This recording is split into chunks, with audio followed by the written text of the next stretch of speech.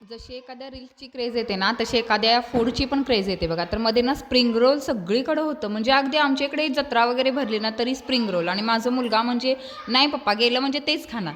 मग म्हटलं चला घरात बनवून बघू. मग मी त्याची मोठी स्टिक आणली बरं का, पण त्याला तळायला वगैरे जास्त तेल लागतं. मग उगाच कशाला एवढी झंझट करायची, म्हणून मग छोटे छोटे आपले जे स्टिक असतात ना, ते छोटे घेतले मी. त्यानंतर बटाटे पूर्ण म्हणजे साल वगैरे काढून त्यानंतर त्याचे चिप्स आपण पाडतो ना, तसं करून घेतलं. आणि असं स्वच्छ म्हणजे कागदावरती टिश्यू पेपरवरती पूर्ण सुकवून घेतलं ते. सुकवून घेतल्यानंतर मी कॉर्नफ्लॉवर घेतलं होतं, त्याच्यात थोडंसं मीठ घातलं होतं.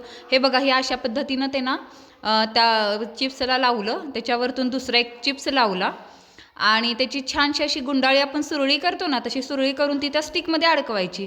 झाले बघा, आपले जे स्प्रिंग रोल असतात ना, सेम तसं होतं, फक्त मोठे स्टिक नाहीत. आणि हे असे आपले स्प्रिंग पोटॅटो तयार आहेत. ते स्प्रिंग पोटॅटो नंतर छान खरपूस आपण वेफर्स तळतो तसे तळून घ्यायचे.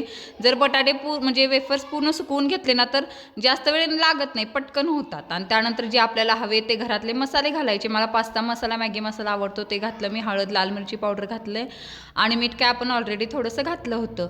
तर मी ते सर्व घालून छान पद्धतीने मिक्स करून घेतलेलं आहे. तुम्हाला जे अजून हवे असतील तुम्ही मसाले लावू शकता. आपले स्प्रिंग पोटॅटो तयार आहेत. नक्की ट्राय करा. मला लाईक, शेअर, सबस्क्राईब.